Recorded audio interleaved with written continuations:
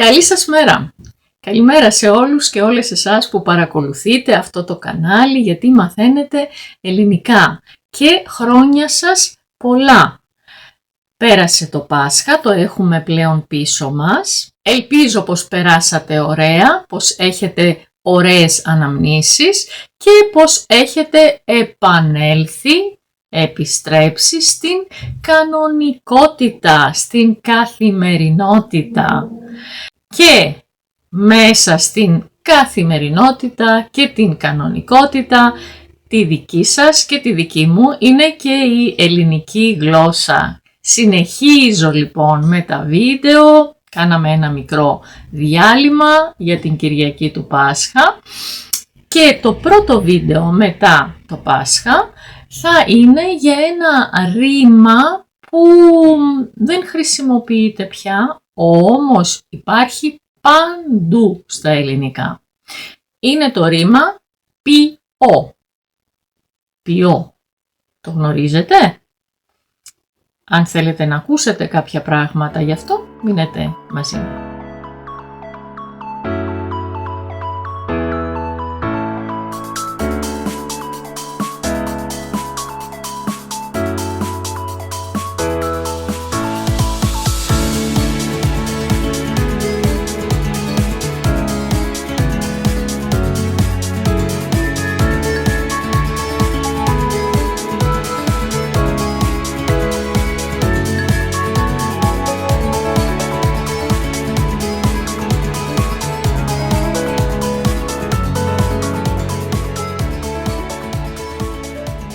Ποιώ και ποιούμε σημαίνει κάνω κάτι και γίνομαι κάτι. Θα μου πείτε, πότε το λέτε αυτό, δεν το έχουμε ακούσει. Ναι, σήμερα το ρήμα από μόνο του όπως είναι μπορεί κανείς να το ακούσει μόνο σε εκφράσεις που έρχονται από τα παλιά. Για παράδειγμα, έχουμε την έκφραση ποιεί την νήσαν. Πολύ παλιά. Σημαίνει κάνει την πάπια. Και τι θα πει κάνει την πάπια? Σημαίνει, όταν το λέμε για κάποιον, σημαίνει ότι παριστάνει πως δεν γνωρίζει.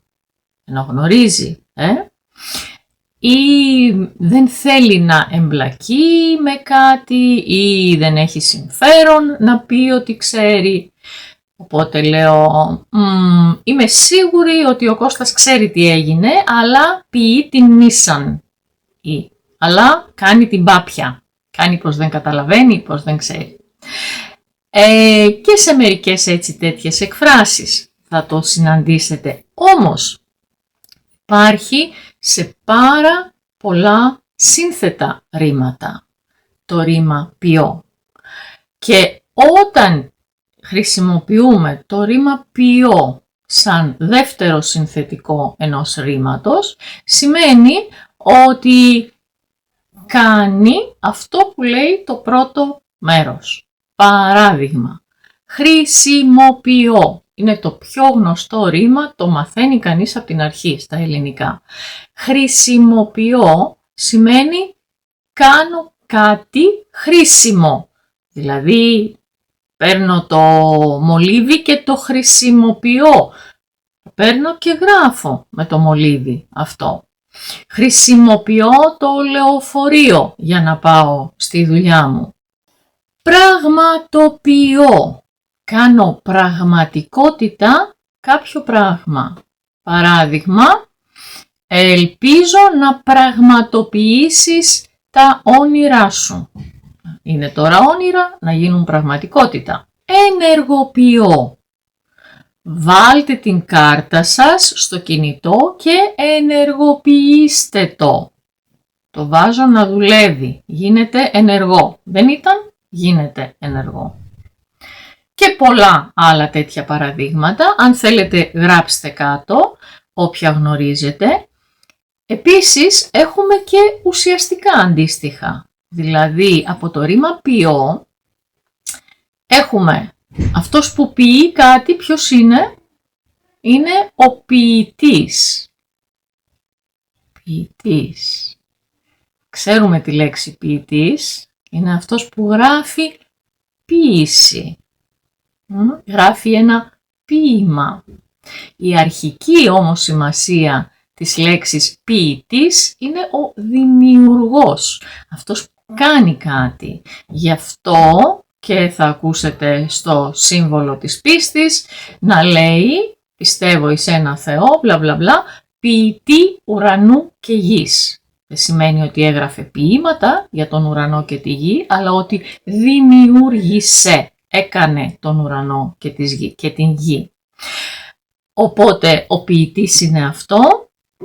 Σήμερα όμως όταν λέμε για κάποιον ότι είναι ποιητής, εννοούμε τον άνθρωπο που γράφει ποίηση, που γράφει ποίηματα.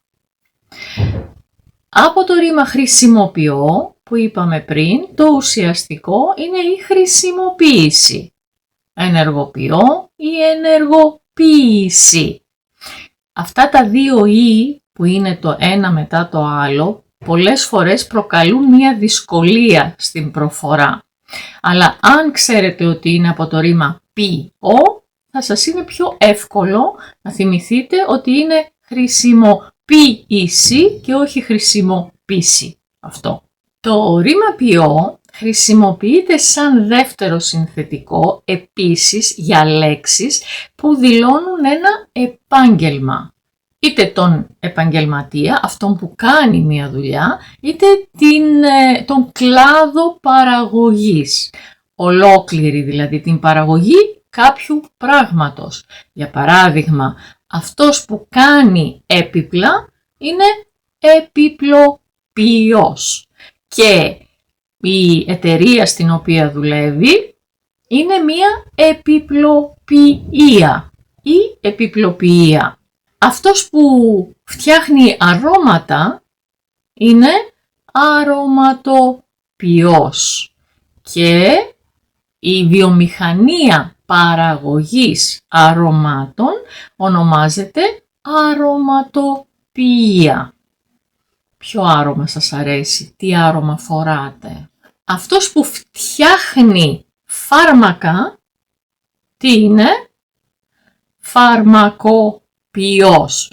Βέβαια σήμερα ο φαρμακοποιός συνήθως μόνο πουλάει φάρμακα, δεν τα φτιάχνει, όμως παλιά οι φαρμακοποιοί έφτιαχναν τα φάρμακα και τα πουλούσαν. Η βιομηχανία παραγωγής φαρμάκων είναι η φαρμακοποιία. Με τον ίδιο τρόπο έχουμε πάρα πολλούς επαγγελματίες και πάρα πολλούς κλάδους παραγωγής στα ελληνικά. Αν ξέρετε κάποια, γράψτε τα κάτω. Επίσης, εκτός από κλάδο παραγωγής και από επαγγελματία αυτού του είδους, παραγωγό κάποιου πράγματος, η λέξη, το ρήμα ποιώ, μπορεί να χρησιμοποιείται και για να δηλώσει μία τέχνη. Για παράδειγμα, ηθοποιός και η ηθοποιία. Ο τραγουδοποιός, αυτός που φτιάχνει τραγούδια. Έχουμε και τον θαυματοποιό. Αυτό είναι μια πολύ ωραία τέχνη, αλλά δεν ξέρω ποιος ασκεί αυτήν την τέχνη στην πραγματικότητα. Έτσι, όχι στο τσίρκο. Και εκτός από ρήματα, σύνθετα, ουσιαστικά σύνθετα, έχουμε και επίθετα σύνθετα με το ρήμα ποιώ. Για παράδειγμα, μπορώ να πω ότι χρειάζεται μία ειρηνοποιός δύναμη για να σταματήσουν επιτέλους οι πόλεμοι σε αυτόν τον πλανήτη. Μία δύναμη που θα φέρει την ειρήνη. Αμήν. Μήπως μπορείτε να σκεφτείτε και να πείτε, να βρείτε, να ψάξετε και να βρείτε τι είναι ο γελοτοπίος, τι είναι, ακόμα πιο δύσκολο, ο ζήθοποιος, τι είναι, πολύ δύσκολο τώρα, ο πυλοποιός. Για να δω ποιος θα κάνει έρευνα και θα βρει τι σημαίνουν αυτές οι λέξεις. Και διάφορα άλλα θα βρείτε κάτω στην περιγραφή του βίντεο. Αυτά για σήμερα. Ελπίζω να σας άρεσε αυτό το βίντεο. Αν σας άρεσε, δείξτε το και εκφράστε αν θέλετε τις επιθυμίες σας. Τα έχω όλα σε κατάλογο. Μπορεί να αργεί κάτι, αλλά θα έρθει. Να είστε σίγουροι. Αυτά προς το παρόν, να είστε όλοι και όλες καλά και να τα πούμε και την επόμενη Κυριακή. Σας χαιρετώ. Γεια σας.